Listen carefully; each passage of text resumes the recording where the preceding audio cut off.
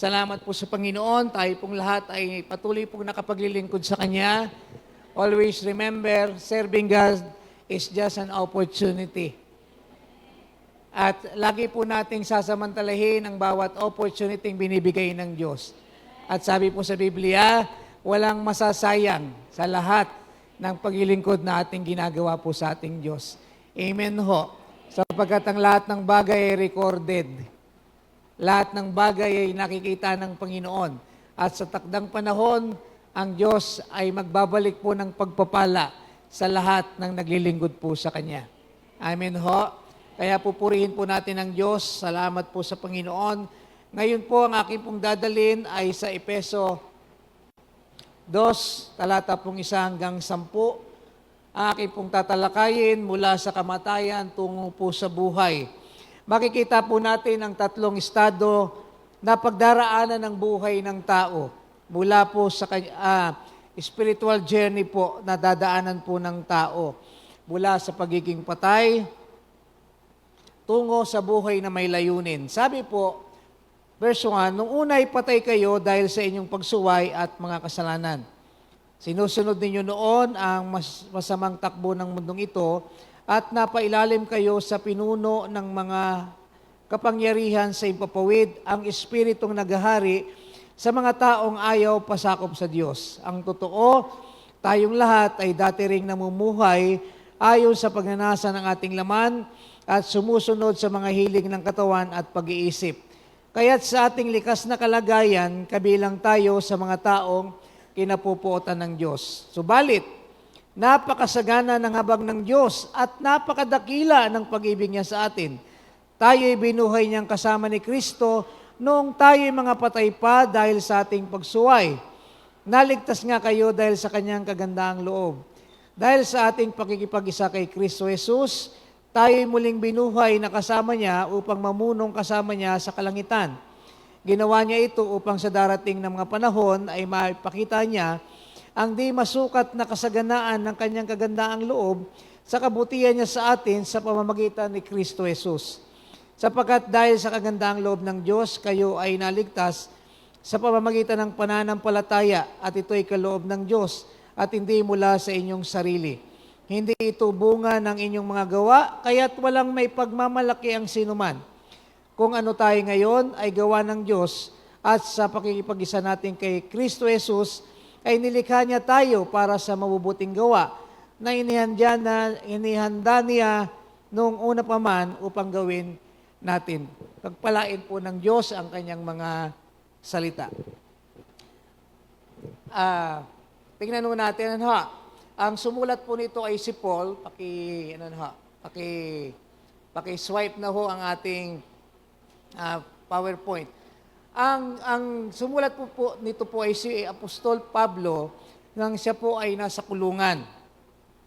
At ang mga tumanggap po ng sulat po na ito ay mga mananampalataya na magkahalo pong Hudyo at mga Hintil na minsan po ay magkaaway, subalit pinag-isa ng Panginoon dahil po sa pananampalataya po sa Kanya. Sila po ay naninirahan sa lugar na dominated by idol worship, si Artemis or Diana sa Greek. At sila po ay namumuhay sa moral confusion at marami pong mga maling katuruan. So, sa chapter 1 po, I just want to connect chapter 2. Sa chapter 1, makikita po natin ang mga pagpapalang natanggap po natin po sa Panginoon. Pakiswipe po ulit. Okay po, ayan po. Sabi po sa verses 1, 3 to 14, tayo po, ito po yung blessing na tanggap natin sa ating Diyos Ama. Tayo po ay tinawag niya bago pa po nilikha ang sanglibutan. Ibig sabihin, hindi mo pa iniisip ang Diyos, iniisip ka na niya. Wala ka pang plano sa buhay mo, ang Diyos may plano na sa iyo. Di mo ba napakaganda nun? Tinanggap natin sa biyaya sa Diyos Ama, ay ang tawagin niya po tayo. Kaya nung tumugong ka kay Jesus, tinugon mo lang ang kanyang plano po sa inyong buhay. Tayo po ay ginawa niyang anak. That is the general plan, the greatest plan of the Lord, to make you and me children of God. Amen ho. Yan po. Kaya po paano po ginawa ni Kristo? Ang natanggap naman po natin na biyaya kay Kristo, tinubos niya tayo ng kanyang buhay. Upang ang plano na ito ay may sakatuparan, ang ginawa ni Kristo, siya po ay namatay para po sa ating mga kasalanan upang mapatawad po tayo. That is the blessing we receive from Jesus. He died for our sins. Can I have an amen for that? Amen. Pangatlo ho, tayo po, nung nanalig kay Kristo, ang banal na Espiritu po ay nanahan sa atin. Kaya lahat ng Kristiyano may Holy Spirit. At anong ginawa ng Holy Spirit? Aside from, tayo po ay kanyang ginagabayan, tayo po ay tinatakan niya. We are sealed by the Holy Spirit. Ano po ang ibig sabihin? Patunay na ikaw ay pag-aari ng Diyos. Patunay na ikaw ay genuine na anak ng Panginoon. Naintindihan po ba natin? Kaya po mga minamahal na kapatid, taas po ang kamay ng mga Kristiyano po nakaharap po ngayong umaga. Yung hindi pa po ito nagtataas, ibig sabihin hindi ka pa po nakakilala po sa Panginoon. Then I will tell you that you really need the Lord sapagkat kapag wala kang Kristo, hindi mo matatanggap ang mga biyaya na yan. Now, let's go to chapter 2. Ano naman po ang kinalaman ng chapter 2 sa biyaya na yan? Ipapakita po ng Diyos dito na ang kaligtasang tinanggap mo ay purely grace ng Diyos. Ulitin ko po. Ipapakita po ng chapter 2 na kung ikaw man ay nakatanggap na kay Kristo at ligtas na, lahat ng ito ay biyaya lang po ng Panginoon. At kung hindi ka pa po nakakilala po sa Panginoon, you will see kung ano pong katatayuan mo sa Kanya pong harapan. The first point I have is, life apart from God. Ano po ang buhay ng isang taong walang Diyos?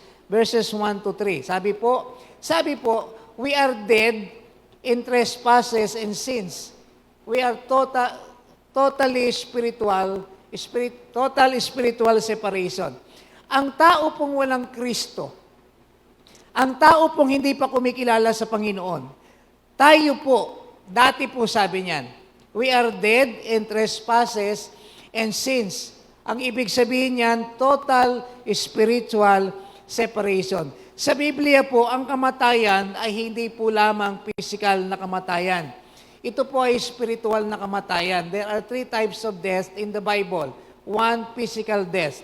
Yung namamatay po ang tao physical. Second is spiritual death. Ano po yon? Ang tao, kahit buhay, kapag walang pagkakilala kay Kristo, patay po siya sa harapan ng Diyos. Kaya kahit anong gawin niya, he cannot please the Lord. Pangatlo, eternal death. Ano po ang eternal death? Kapag ikaw ay namatay, physical, na hindi ka nakakilala kay Kristo, you will go to eternal punishment. Therefore, ito po ang kalagayan ng isang tao na wala pa pong pagkakilala kay Kristo. Sabi po, noong unay, patay kayo dahil sa inyong pagsuway at mga kasalanan. Look at the word, nung una. Ibig sabihin, ang kinakausap niya po dito ay mga mananampalataya. Paul just want to remind the believers in Ephesus. Ephesus nga po ba? In Ephesians. O nga po, Ephesus. Na yung kaligtasang naranasan ninyo ay hindi nyo gawa.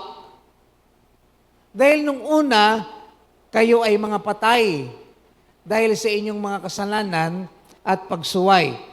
Sabi po, dead, I just want to po yung tatlong importanteng salita. Dead spiritually means you were completely separated from God, the source of our life.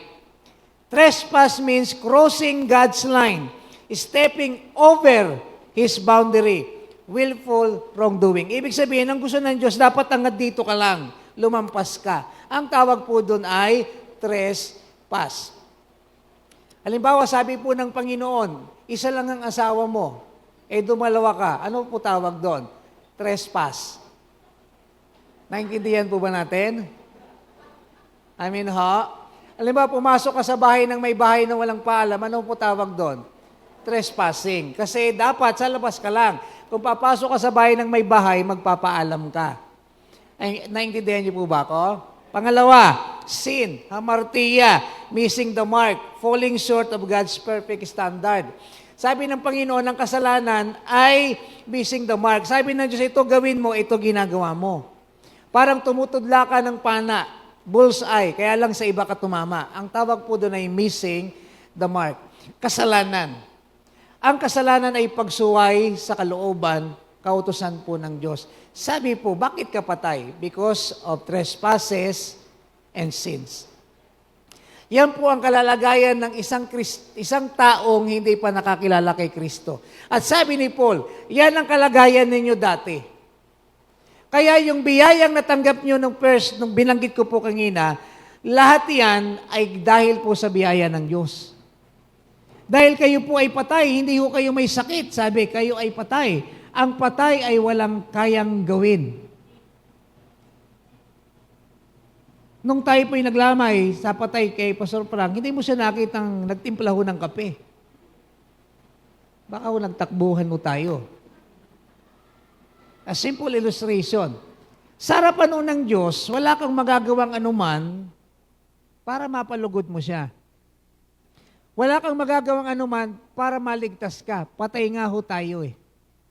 Amen ho. Ang patay ay walang kayang gawin para iligtas ang kanyang sarili.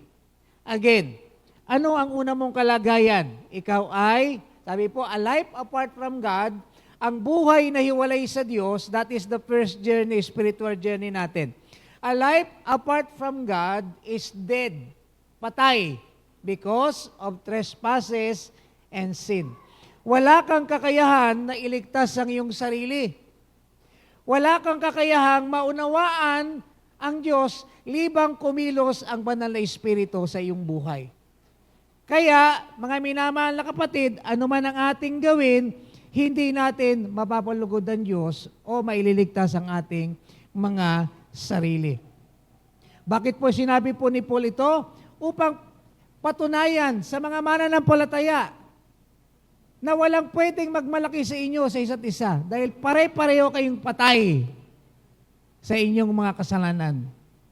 Nahabag lang ang Diyos sa atin. So mga minamahal na mga kapatid, kung may nanonood man o nandito po ngayon pong umaga, if you are not yet a Christian, remember this, a life apart from God is dead. Wala ka pong magagawang anuman para iligtas mo ang iyong sarili. Hindi po masamang maging mabuting tao. Amen ho. Hindi po masamang gumawa ho ng mabuti.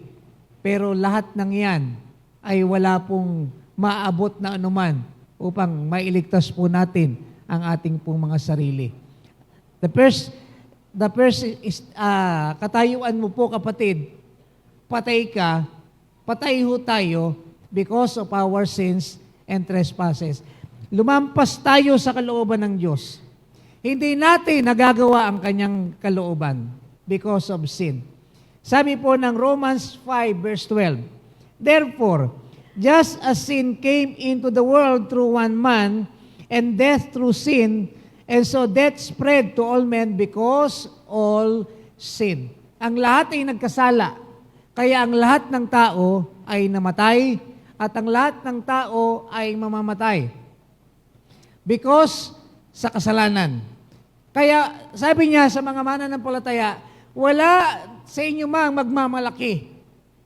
Kahit po, dalhin po natin ngayon. Kung ikaw man ay ligtas ngayon at marami ka nang nagagawa sa Panginoon, do not forget that in the past, you are dead. Amen ho. Lahat tayo pare-pareho lang kinawaan ng Diyos. Purihin ang Panginoon. Binago ka na ng Panginoon at naglilingkod ka na sa Kanya. Pero balikan natin ang pundasyon. Tayong lahat ay kinawaan ng Diyos.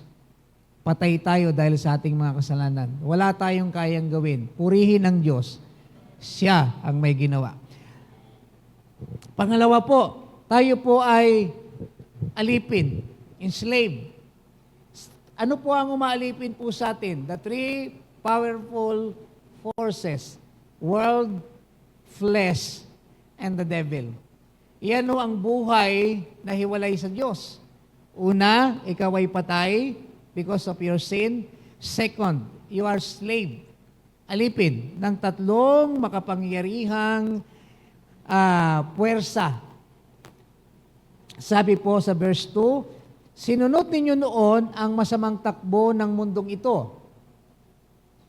Ayun po yung yung naka-slant. Masamang takbo ng mundong ito at napailalim kayo sa pinuno ng mga may kapangyarihan, si Satanas. Sa impapawid ang espiritong naghahari sa mga taong ayaw pasakop sa Diyos. Sino raw po ang naghahari sa mga taong ayaw magpasakop sa Diyos? Si Satanas. Verse 3, ang totoo, tayong lahat ay dati ring namumuhay ayon sa pagnanasa ng ating laman at sumunod sa mga hilig ng katawan at pag-iisip. Ang hindi pa po nakakakilala kay Kristo, ang hindi pa po mananampalataya, tayo ito dati. At kung hindi ka pa po Kristiyano, kapatid, intindihin mo to. Ikaw ay patay sa harap ng Diyos. At kung Kristiyano ka na, huwag mo kalilimutan yan para hindi tayo maging mayayabang. Pangalawa, kung hindi ka pa po mananampalataya, ikaw ay alipin. Wala kang kalayaan. Ang alipin ay walang kalayaan. Ang nasusunod sa kanya ay ang kanyang Panginoon. Kaya pag sinabi ng mundo, ito gawin mo, gawin mo. Kapag sinabi ng demonyo, yan ang gawin mo, yan ang iyong gagawin. Pag sinabi po ng laman na ito'y gawin mo, ito yung gagawin. Alipin. Hindi ka makalaban. Ano ang ibig sabihin ng word? Sabi po, we follow society's values. Priorities and ways of thinking that opposes God. Ano po meron ng mundo ngayon? Tingnan nyo na lang po sa impeachment trial. Ang umuhusga ay mga corrupt din. But they want to appear as they are, as righteous, malilinis. Ang mali ay tinatama, ang tama ay minamali. That is the world. Iba ang values ng mundo. Yan po ang sinusunod natin. Ano priorities ng mundo? Ihuli mo ang Diyos. Unahin mo muna ang iyong pangarap. Sabi nga I forgot the doctrine, you only live once.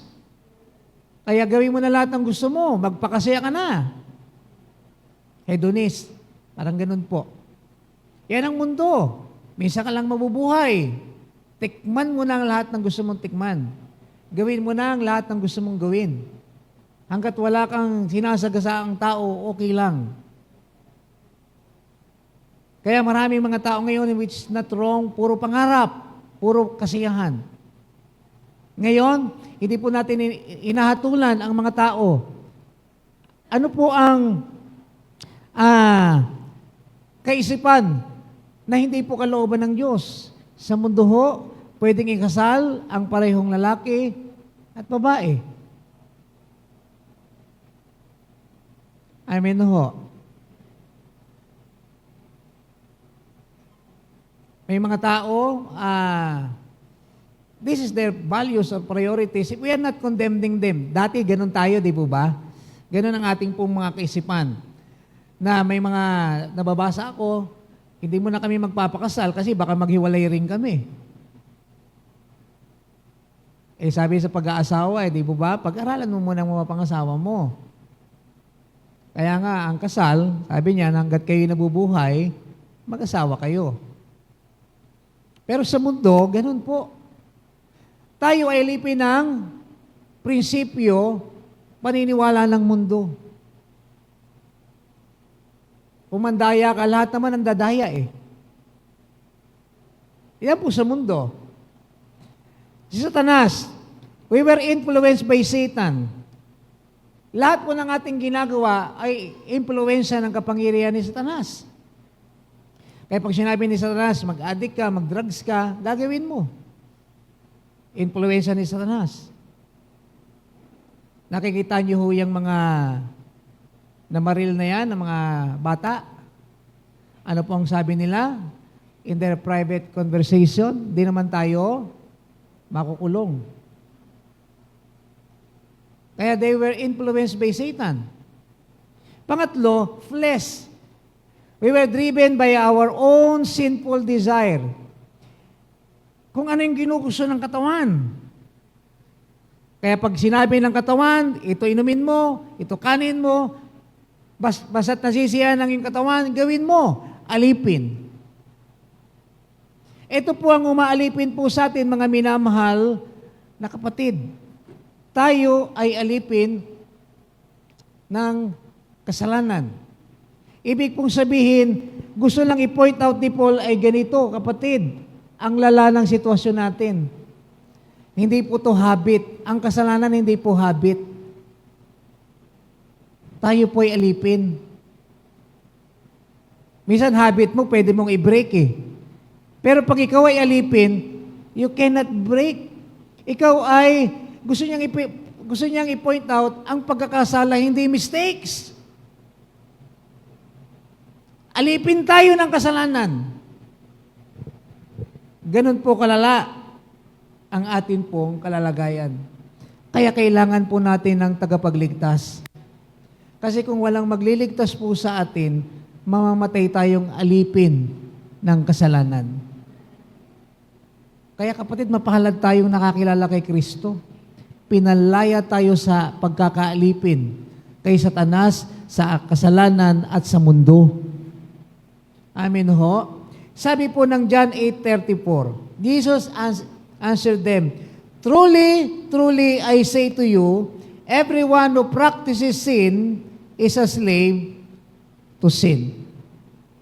Ang sino mang nabubuhay sa kasalanan, hindi po sinabing nagkakasala ho, anyone who practices sin, lifestyle niya ang kasalanan, ay alipin ng kasalanan. Di po ba ganun tayo? Dati. Sabi niya ho, dati. Sana ho, hindi na ho tayo alipin ng kasalanan. Sana po ang ating katawan ay hindi na ho alipin ng alak, ng sugal, ng sigarilyo, ng vape, ng drugs, o whatever. Because you are no longer slave. Meron ka ng kakayahang lumaban. Sana po hindi na alipin ang ating bibig ng chismis, ng paninirang puri, ng pagmumura. Bakit? Hindi ka na alipin, ikaw ay malaya na.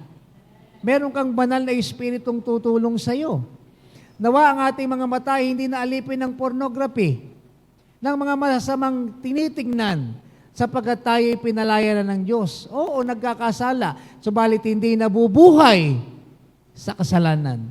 Sapagkat kung ikaw ay mananampalataya at nabubuhay ka pa sa kasalanan, ang hirap po i-reconcile. So, yan po ang pangalawang buhay, uri ng buhay na hiwalay sa Diyos. Una, ikaw ay patay. Pangalawa, ikaw ay alipin. Ang gustong sabihin sa iyo ni Paul, ang tindi ng kalagayan mo. Wala kang kapag-asa. Liban, may dumating na tagapagligtas. Para kang isang taong nalulunod. Sumisigaw ng tulong. Salamat na lang, mayroong dumaan. At sinaklolohan ka. Yan po ang Diyos ng buhay natin. Pangatlo, we are justly condemned. Ikaw ay nasa ilalim ng isang matuwid na paghatol. Sabi po, verse 3b, kaya't sa ating likas na kalagayan, kabilang tayo sa mga taong kinapopootan ng Diyos, we are under God's wrath. Yan ang kalagayan po natin because of our nature. We are dead. We are slave. We are disobedient. Pasaway po tayo. Dahil sa ating likas na kalagayan, kabilang tayo sa mga taong kinapopootan ng Diyos. Kaya look at our situation. Kinapopootan tayo ng Diyos. Tayo po by nature sa iyong kalagayan. Hindi dahil ang Diyos ay malupit. Kaya tayo nasa ilalim ng galit ng Diyos sapagkat na-offend natin ang Panginoon ng kanyang kabanalan dahil sa ating kasalanan. We are under God's righteous judgment. Kaya wag natin sasabihin ang lupit ng Diyos. Hindi po. Nagkasala tayo sa Kanya eh. Na-offend natin ang kabanalan ng Panginoon. Kaya tayo po ay sa ilalim ng galit ng Panginoon. Kaya po, inilalagay ni Paul ito para tanggalin ang pagyayabang ng mga Kristiyano. Mas magaling ako sa iyo. Hudyo ako eh. Malapit ako sa Panginoon. Kami naman, mga Griego din naman kami Malapit din kami sa mga Diyos.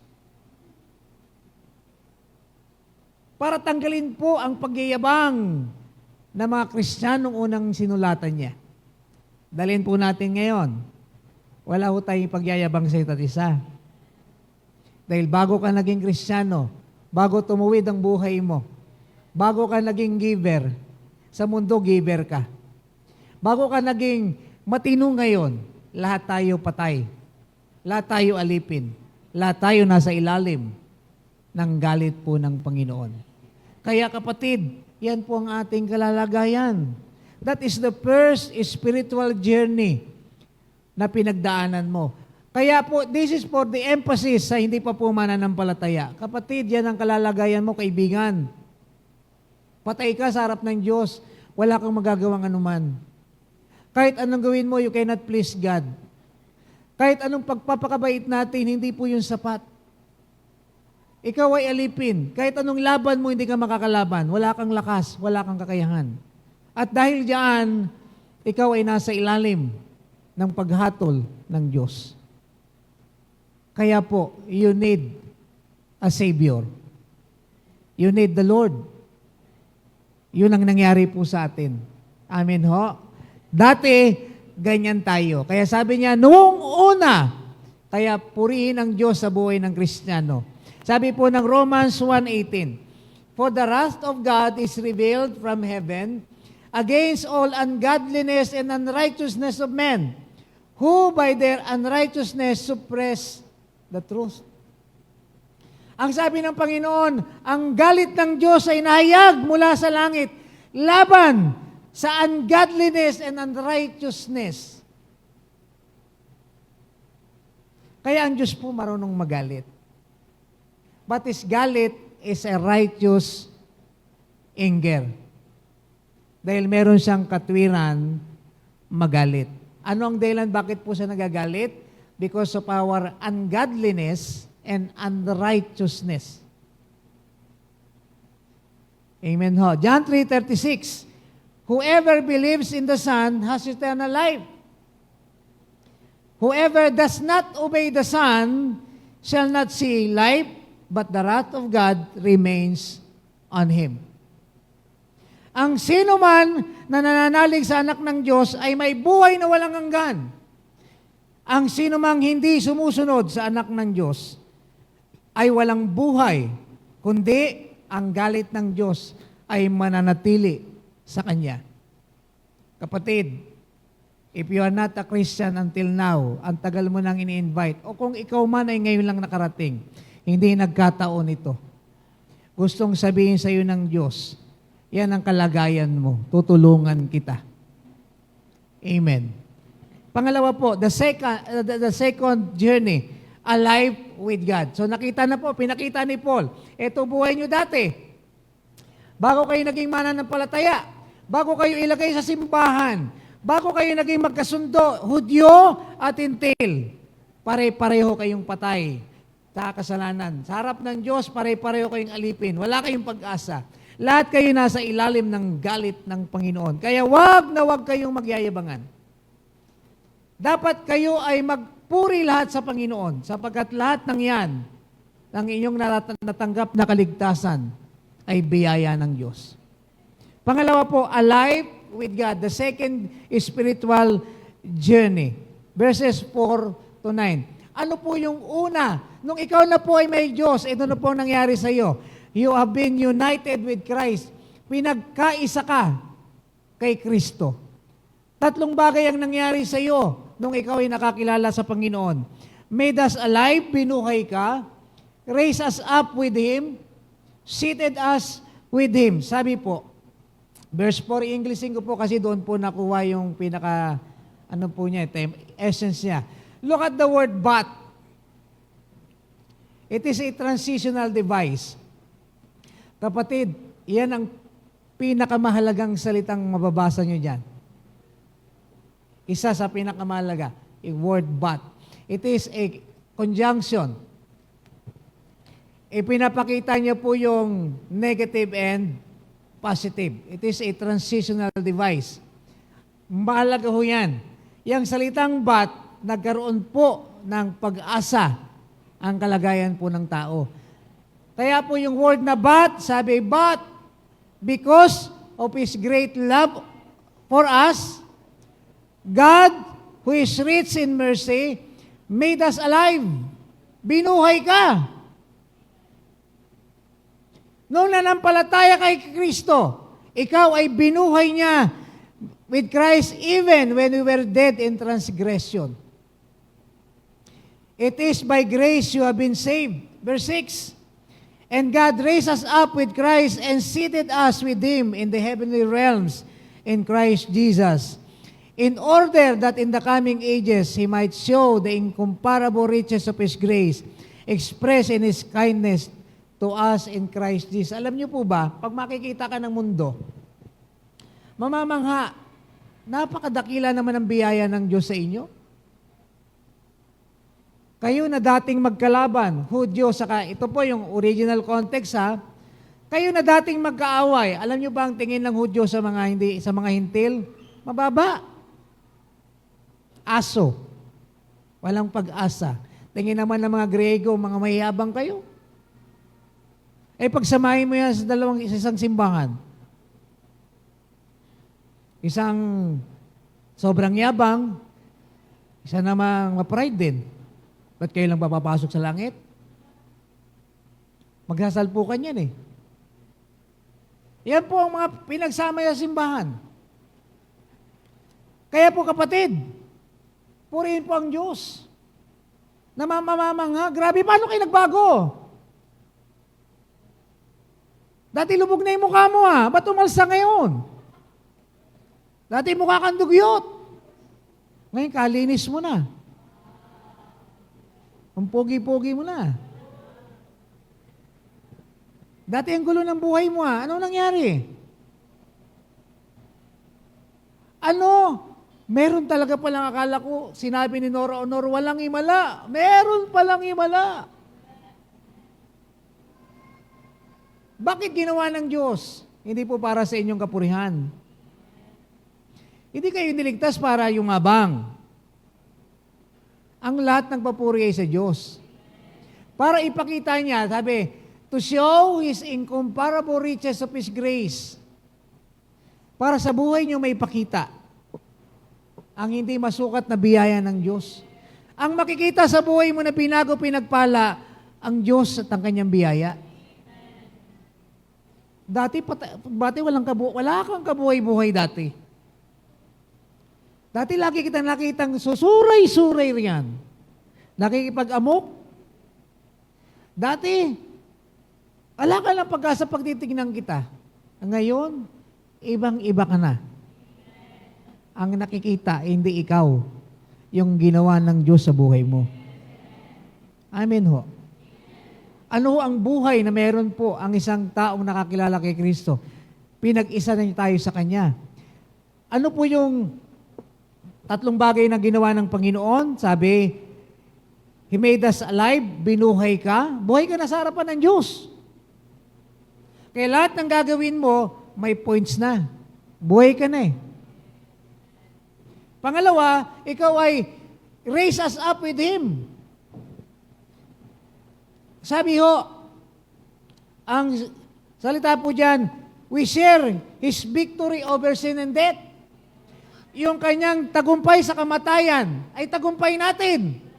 Kaya mamatay man ang tao, muling mabubuhay pagdating ng araw. Because we share in the victory of Christ. Kaya kung ang Panginoon ay hindi naging alipin ng kasalanan, kasi wala naman talaga siyang appetite sa kasalanan, kakayanin mo na din sa pamamagitan ng banal na Espiritu. Pangatlo, sabi, seated with Him. We share in His position of honor. Pagdating ng araw, kapatid, maghahari tayong kasama niya. Diba? It's an honor. Yan ang nangyari sa iyo, kapatid, nung ikaw ay kumilala sa Panginoon. Bakit po niya sinasabi sa iyo yan? Para ipakita niya kung gaano ka makapangyarihan ang ating Diyos. Walang imposible sa Panginoon. Kahit gaano kawasak ang buhay mo, kaya niyang buuin. Expert si Lord sa pagbuo ng mga wasak na buhay. Amen ho. Expert ang Panginoon sa buhay na magulo, wasak, sira, sinira ng kasalanan. The Lord is so expert na ayusin po ang ating pong mga buhay. Di mo ba napakaganda ng ginawa ho ng Diyos sa atin? Kapatid, ikaw ay may buhay na walang hanggan na ngayon. Hindi dahil sa meron kang ginawa, patay ka nga eh. Dahil po, nanampalataya ka kay Kristo. Sa harap ng Diyos, anak ka niya, buhay ka na sa kanyang paningin. Pagdating ng araw, kung hindi pa po darating si Lord, yung tagumpay niya sa kamatayan ay magiging tagumpay po natin. Dahil bubuhayin tayong muli ng Panginoon pagdating po ng araw. At kung mag-rapture ngayon, handa na po ba kayo? Lord, wag muna, gagraduate pa ako eh. Lord, kakasal na ako next month eh. Pwede ba a day after? Umirit pa eh, no? Lord, honeymoon after, pwede na, Lord. Pag dumating po si Lord ngayon, lahat ng mga tumanggap kay Kristo, mararapture. Malapit na po dumating si Lord. Kaya tanong ko po, handa na po ba kayo? Dadalawa lang ho. 3,000 kayo rito. Dadalawa lang ang handa. Ikaw, wag mo na, Lord. Yung mayaman na ako eh. Paunlad pa lang ang negosyo ko. Hayaan mo na yan. Pambira, pupuntahan mo, walang hanggang buhay eh. Okay, pero pag hindi pa, paunlarin niyo buhay niyo para po sa kaluwalhatian ng Panginoon. Amen ho? Pangalawa, ano ho ang nagtulak sa Diyos para po iligtas tayo? What was God's motivation? 4 po yan. Love, mercy, kindness, and grace. Tignan niyo ho. Sa verse 4, subalit napakasagana ng habag ng Diyos. May guhit to. At napakadakila ng pag-ibig niya sa atin. Tayo binuhay niyang kasama ni Kristo nung tayo mga patay pa dahil sa ating pagsuway. Naligtas nga kayo dahil sa kanyang kagandahang loob. Verse 7, ginawa niya ito upang sa darating na mga panahon ay maipakita niya ang di masukat na kasaganaan ng kanyang kagandahang loob sa kabutihan niya sa atin sa pamamagitan ni Kristo Jesus. Kapatid, may nagtulak sa Panginoon. Yung 4 na magaganda niyang katangian. Number 1, pakianan dyan po, mercy. Ang Diyos po ay Diyos ng kahabagan. Sabi po, He did not give us the punishment we deserve. That is mercy. Ang kabayaran ng kasalanan natin ay kamatayan. Pero ang ibinigay niya sa atin ay pagpapatawad. Love, unconditional love. Sacrificial love. God is love. Hindi mo kinakailangan gumawa ng mabuti para mahalin ka ng Diyos. God is love. He loves you already. Ano ang meron ka para mahalin ng Diyos? Wala. Pero bakit kanya minahal? Because God is love.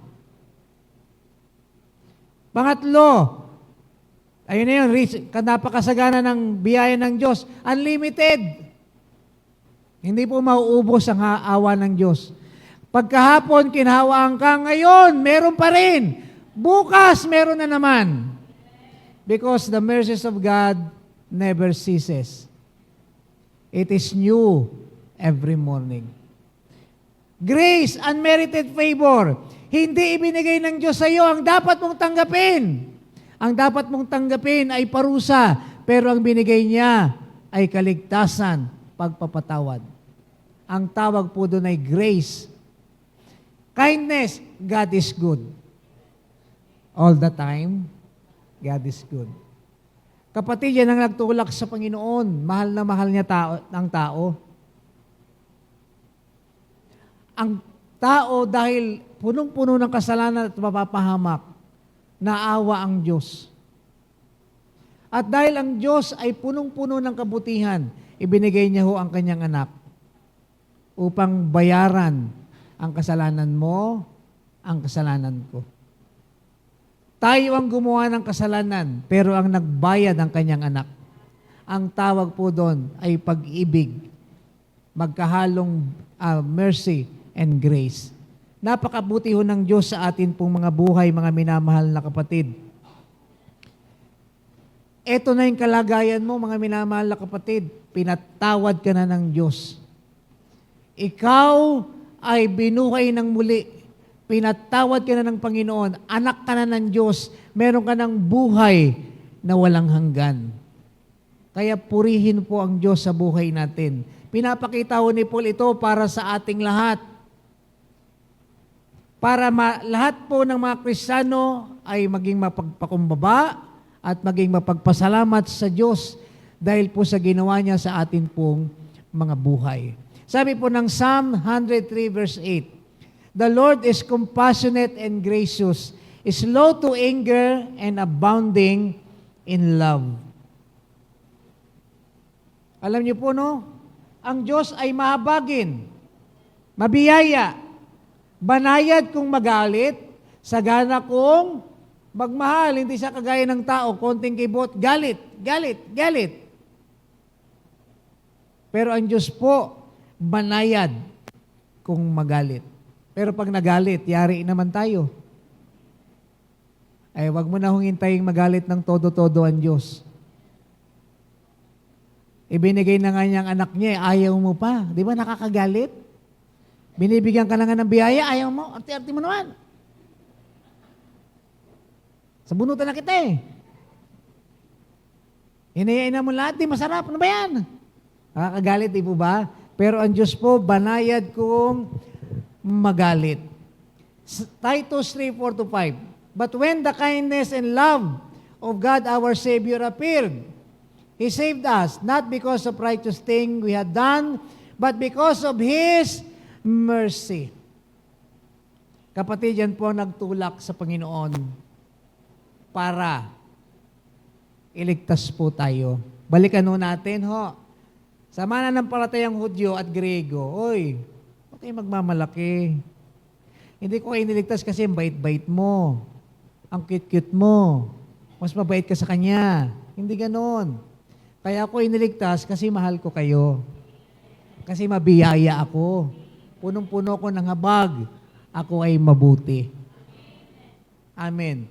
Para yung sentro ng atensyon, wala sa mga tao, kundi sa Diyos. Para lahat ay maging mapagpasalamat sa Diyos. Para ang lahat ay maging mapagpakumbaba sa isa't isa.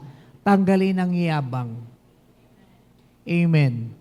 Mga anak ng Diyos na minamahal niya ngayong umaga, lahat po ng ito ay biyaya ng Diyos sa atin. Wala tayong may pagmamalaki. Kaya sa pangatlong point, we are saved by grace through faith. Okay ho. Sabi po, for it is by grace you have been saved through faith. And this is not from yourselves. It is the gift of God, not by works, so that no one can boast. 8. Tagalog, sapagkat dahil sa kagandahang loob ng Diyos, kayo ay naligtas sa pamamagitan ng pananampalataya. Ito ay kaloob ng Diyos at hindi mula sa inyong sarili. Hindi ito bunga ng inyong mga gawa, kaya't walang may pagmamalaki ang sinuman. Kapatid, wala kang may pagmamalaki sa Diyos.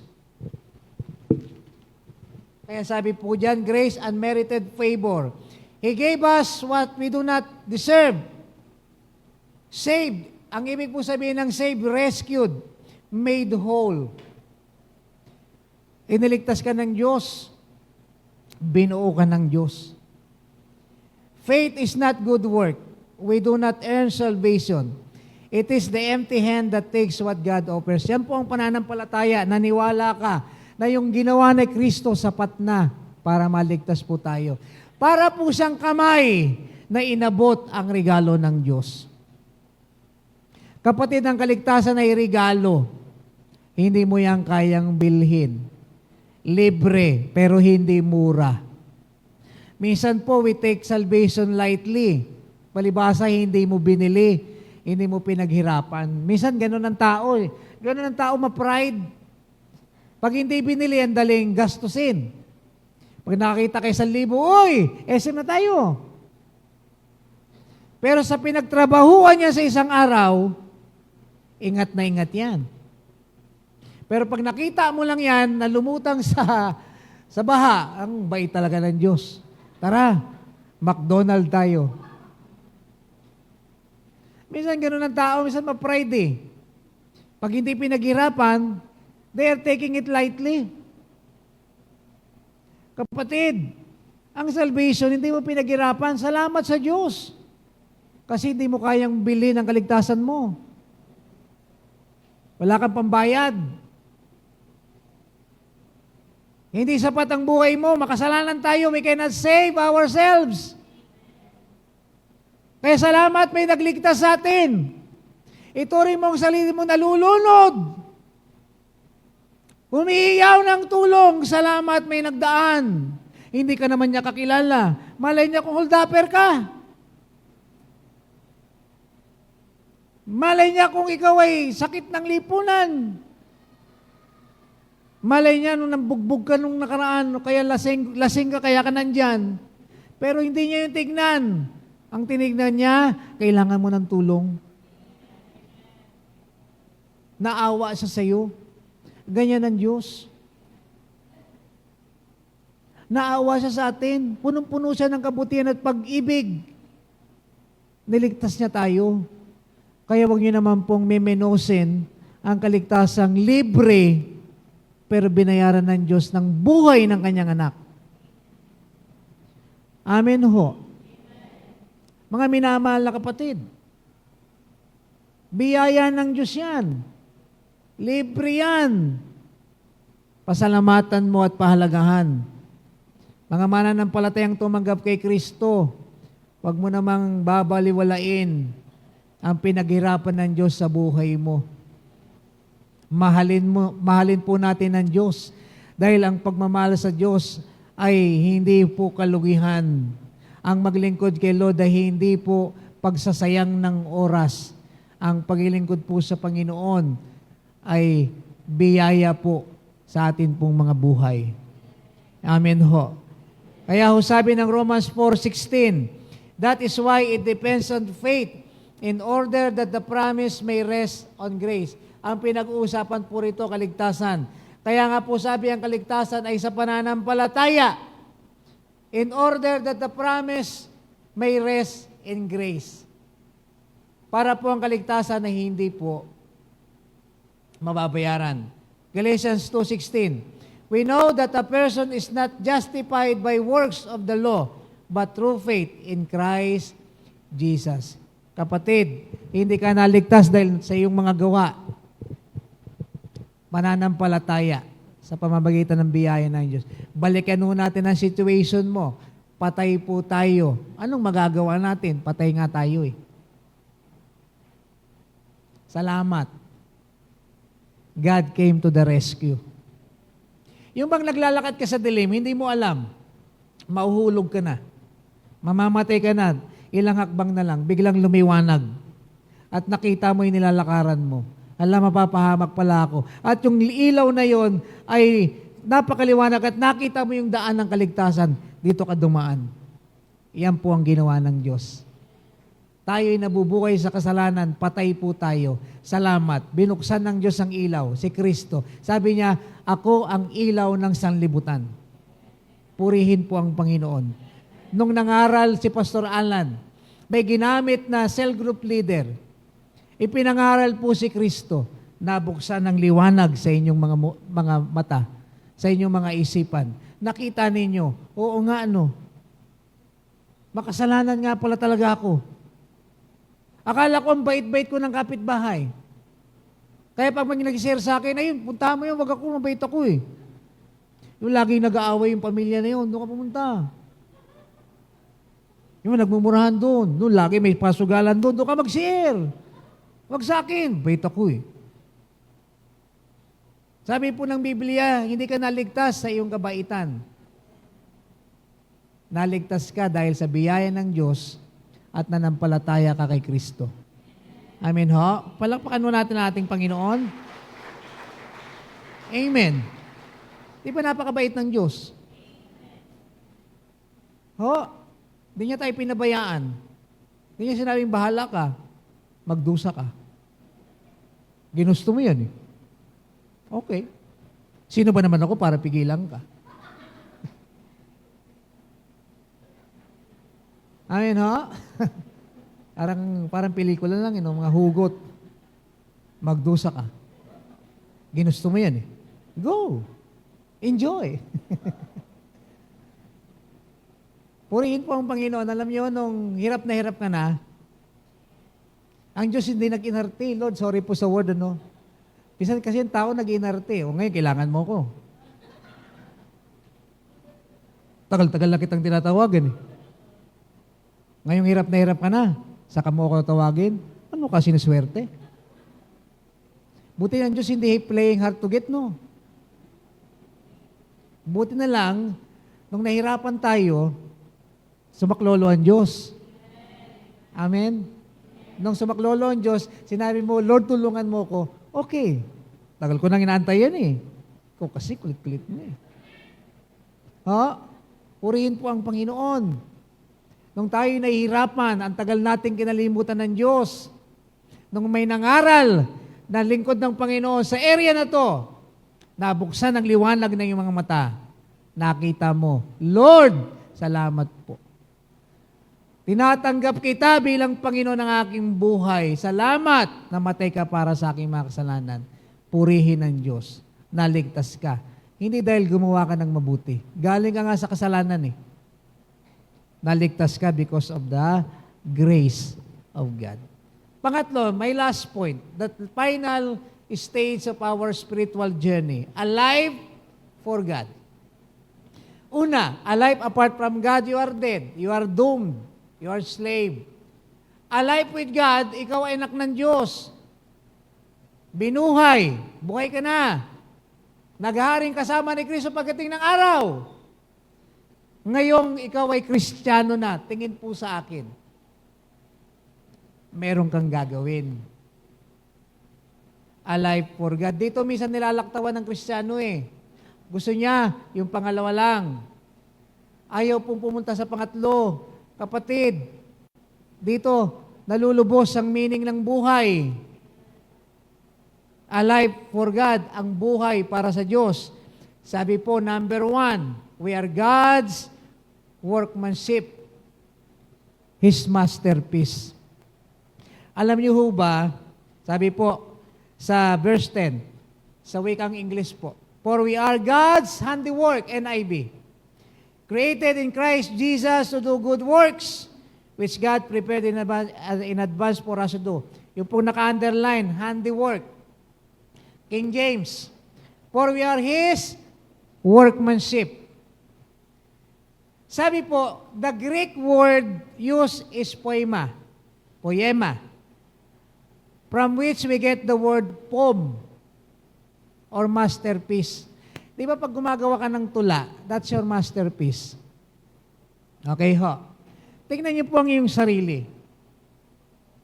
Masterpiece ka ng Diyos. Tingin po sa akin. Sino ang pwedeng gumawa sa buhay mo? Naisip niyo po ba yun? Sinong kapangyarihan o kanginong kapangyarihan at sinong Diyos ang pwedeng gumawa ng ginawa niya sa buhay ko? Sinong Diyos ang pwedeng mamatay para sa akin? Sinong Diyos ang pwedeng magbago sa akin? Sino ang Diyos na pwedeng tumanggap sa akin na ako'y marumi, makasalanan, punong-puno ng kahihiyan? Sinong Diyos ang may kapangyarihang magbago ng buhay ko? Kaya pag nakikita ka niya, you are God's workmanship. Kapatid, masterpiece ka ng Diyos. Kasi walang pwedeng gumawa ng ginawa niya sa buhay mo.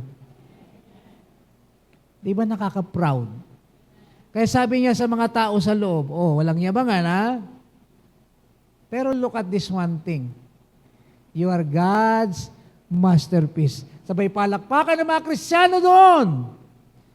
Pati rito.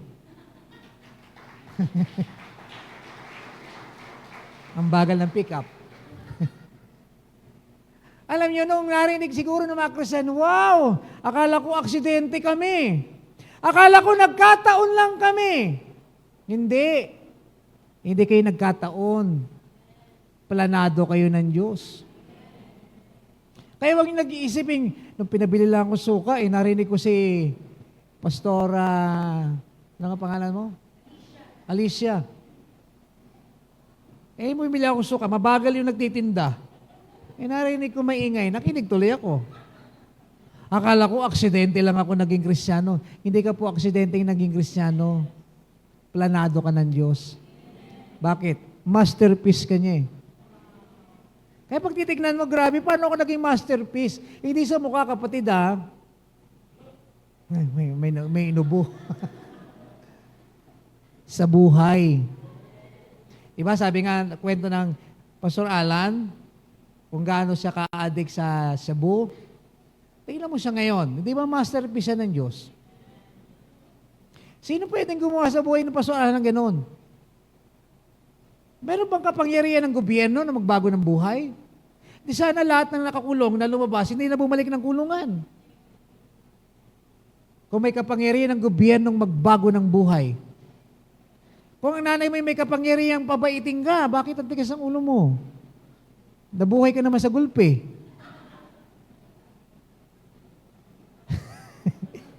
Lahat yata na sulok ng katawan mo, may tama. Pero bakit lumaki ka rebelde? Diba sabi nga ni Pastor Siok, tatay ko pastor eh. Pero naging ex-convict ako. Kwento niya sa amin yun eh. Paano? Ang tatay ko pag nanggulpe, grabe. Ibig sa tumino ako, naging kriminal ako. Walang kapangyarihan sa mundong ito na pwede kang pabaitin, patinuin, baguhin. Diyos lang. Amen ho. Kaya pag titingin ka sa salamin, sabihin mo sarili mo, grabe ang Diyos. Masterpiece niya ako. Dahil walang pwedeng magbago sa akin kundi ang Diyos. Walang nagbago ng buhay ko kundi ang Panginoon. Walang nag-ayos ng pamilya ko kundi ang Panginoon. Walang nagbigay ng pangalawang pagkakataon sa akin kundi ang Panginoon. Lord, I am your masterpiece. Amen po mga kapatid. Huwag niyo kakalimutan ho yan ha. Pagka may pagsubok, ano ba yan, Lord? Walang ganon. Bagay ng buhay ang pagsubok. But it doesn't matter. You are God's masterpiece. Tatandaan niyo yan. Ako ay masterpiece ng Diyos. Dahil walang Diyos na nakagawa sa buhay ko nito. Ang Diyos lang. Tingnan niyo, may papakita akong picture. Sino yan? Wala pa po. Ayan, sino yan? Yung kapitbahay ko yan eh. Si Mona Lisa, sino ang gumawa niyan? Si Leonardo da Vinci. Alam niyo ba kung magkano yan? Sabi ho, ano nyo nga ho, it was painted by Leonardo, akala ko DiCaprio eh. Artista pala yun ano. Leonardo da Vinci. Alam niyo po ba ang halaga niyan ay yung kanya pong value worth 800 million to 1 billion. Pero hindi ko pinagbibili kasi public property yan eh. Sabi po, in today's market, some estimates reaching 870 million. In a hypothetical sale, it could command between 5 billion to 20 billion. The painting is not for sale due to French law classifying it as inalienable public property. Iyan po ay kanyang masterpiece. Sapagkat wala hong nakagawa ng kanyang ginawa. Babasahin ko lang ng konti. Alam niyo ho ba, ang mga ginamit na mga materials dyan ay ibang klase. Sabi ho, yan, Mona Lisa, totoong tao yan. Sabi daw, ginulpi kaya yung ngiti, gano'n. Hindi ho. Asawa ho ng businessman. Kaya wag kayong gagawa ng mga kwento mo, demanda kayo nun. Bakit? Patay na naman 15th century pa yan. Ang pangalan niya ho ay si Lisa Gerandini. Tapos po walang kilay yun ha. Kasi po noon, uso-uso kanila yon.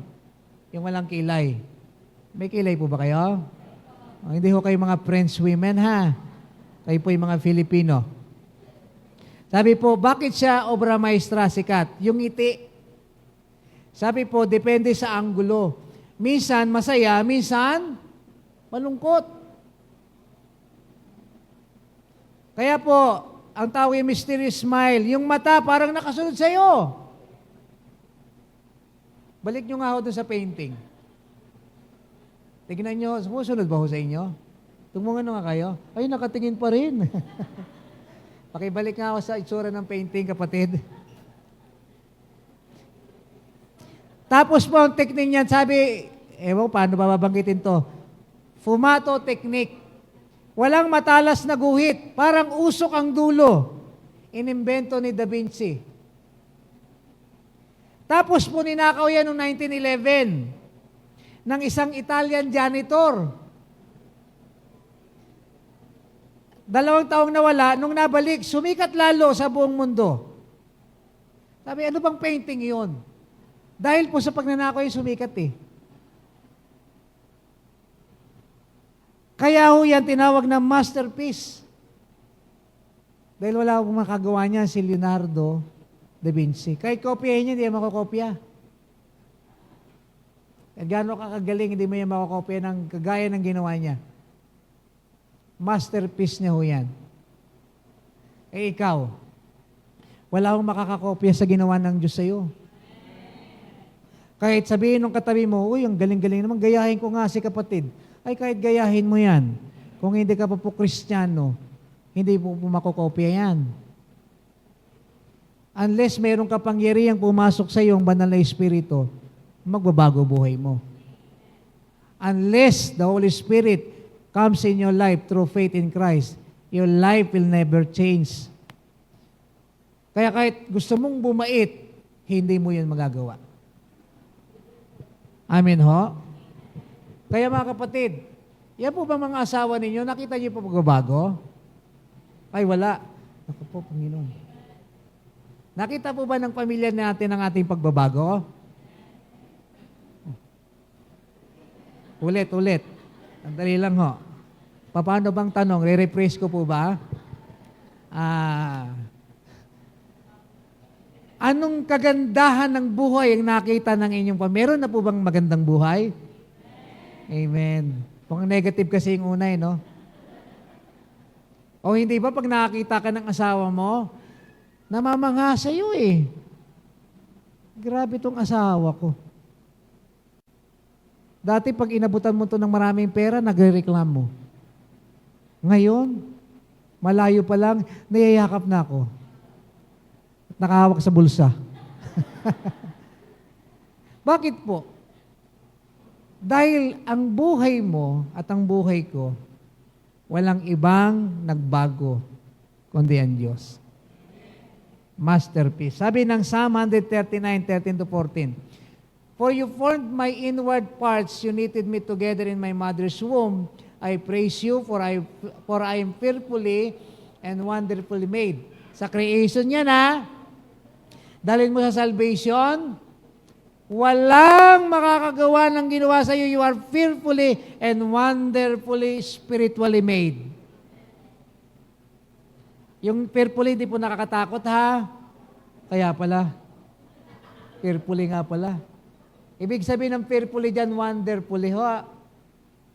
Sabi po ng Isaiah 64 verse 8, But now, O Lord, you are our Father. We are the clay, and you are our potter. We are all the work of your hand. Kapatid, ikaw ay gawa o likha ng kamay ng Diyos. Ang kamay ng Diyos ang nagbago sa iyo. You are God's workmanship. Pangalawa ho, saved for a purpose. Hindi ka niligtas ng Diyos para wala lang. In English, God did not save you for nothing. You are saved for something. Yan po yung aking quotation. Pag ginaya nyo, nalagay nyo sa t-shirt, kahit huwag nyo nalagay pangalan, okay lang.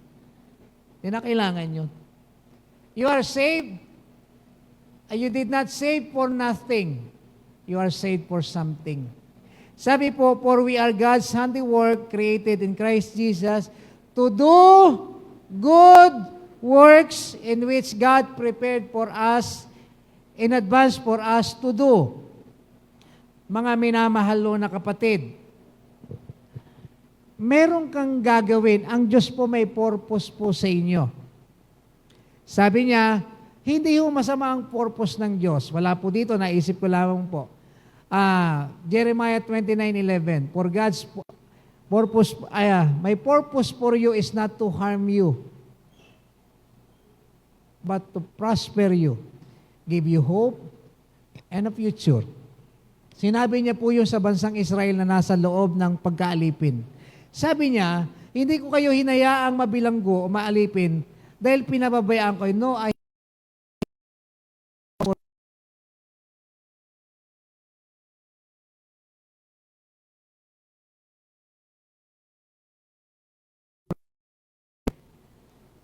mabuhay kayo niyan. Iligtas ka ng Diyos, mabuti. Diba?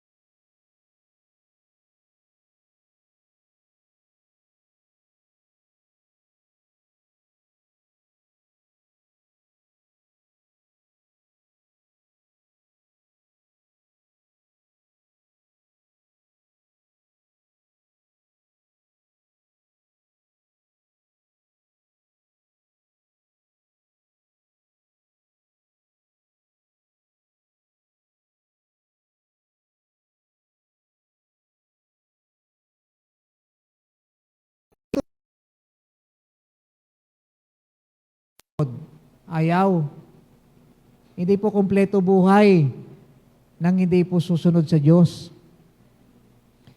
You are saved by grace, hindi po by works.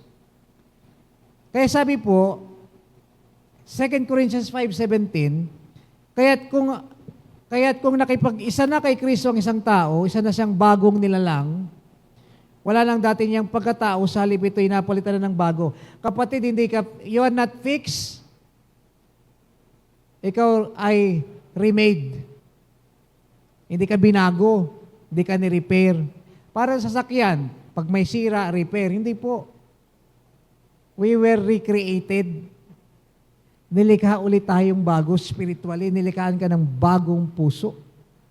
Kaya lahat ng Kristiyano ay bago na sa paningin ng Diyos. Sabi po ng last verse po, Matthew 5:16, in the same way, let your light so shine before men so that they may see your good works and glorify God and give glory to your Father who is in heaven. Ang sabi po, saved not by good works, but saved to do good works. Kapatid, hindi ka iniligtas ng mabuting gawa, pero iniligtas ka para gumawa ng mabuti. Balikan natin ang konteksto po ng mga mananampalataya. Pag nagbago buhay mo, that's good works. Yung pagsamba nyo sa Diyos-Diyosan, nung tinalikuran nyo, good works. Nung natuto kayo magmahalan bilang magkapatid, di na kayo naglalaban, Hudyo at Griego, good works. Tumutulong na kayo sa mahirap, good works. Gumagawa na kayo ng mabuti, good works. Hindi tayo iniligtas ng mabuting gawa, pero iniligtas tayo para gumawa ng mabuti. That's your purpose. Hindi kayo iniligtas dito para magsimba lang, kapatid. Salamat, nagsisimba kayo.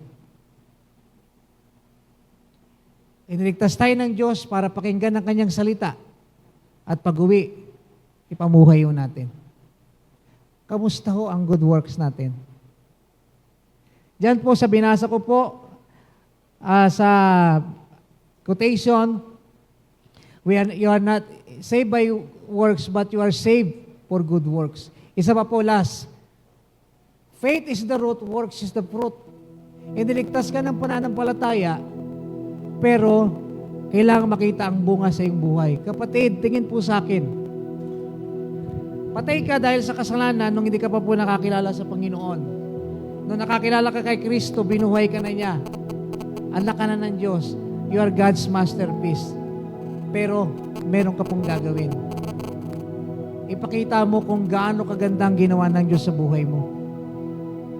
Do good works. Pag-uwi mo ng bahay, gumawa ka ng mabuti. Ano bang magagawa ko bilang asawang Kristiyano sa aking mga anak? Pag nagtatrabaho ka na, ano bang mabuting gawang gagawin ko sa mga kasamahan ko sa trabaho? Pag nasa school ka, anong mabuting gagawin ko sa aking mga klase? Mga minamahal na kapatid, may inaasahan po ang Diyos sa atin. Iniligtas tayo dahil gusto tayong gamitin ng Diyos para naman sa iba. Pag ipinakita natin ang ating liwanag, ang mabuting gawa, maluluwalhati ang Diyos. At pwede kang gamitin ng Panginoon na makaakay ng kaluluwa. Ang pagdadala ng kaluluwa is good works.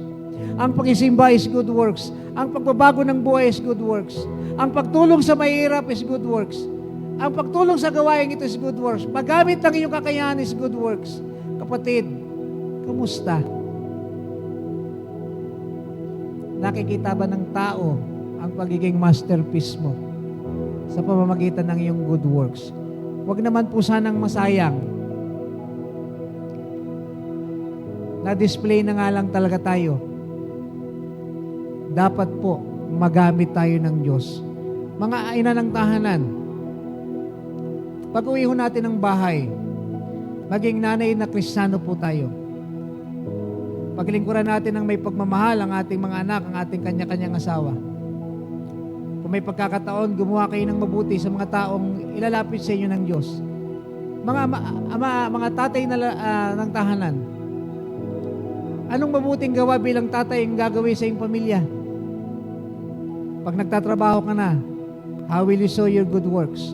Mga kabataan, pag nasa eskwelahan na, kamusta ka? Mga tatay, nanay, pag nasa trabaho, kumusta ka? Nakikita ba ng Diyos that you are God's masterpiece? Sana po, may layunin ho ang Diyos sa iyo. Hindi ka lang niya iniligtas para iligtas lang. Iniligtas ka niya kasi gagamitin ka niya. Ang sarap po na magamit ng Diyos. Dati, sabi niya sa mga sinusulatan niya, dati, ang gumagamit ng buhay niyo, mundo.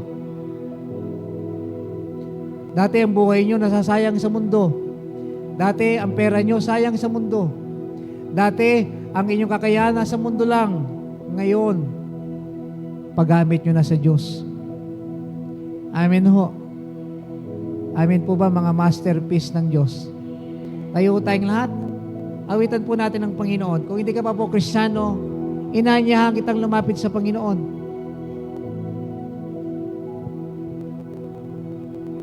Hindi aksidenteng naimbitahan ka. Purihin ng Diyos nandito ka.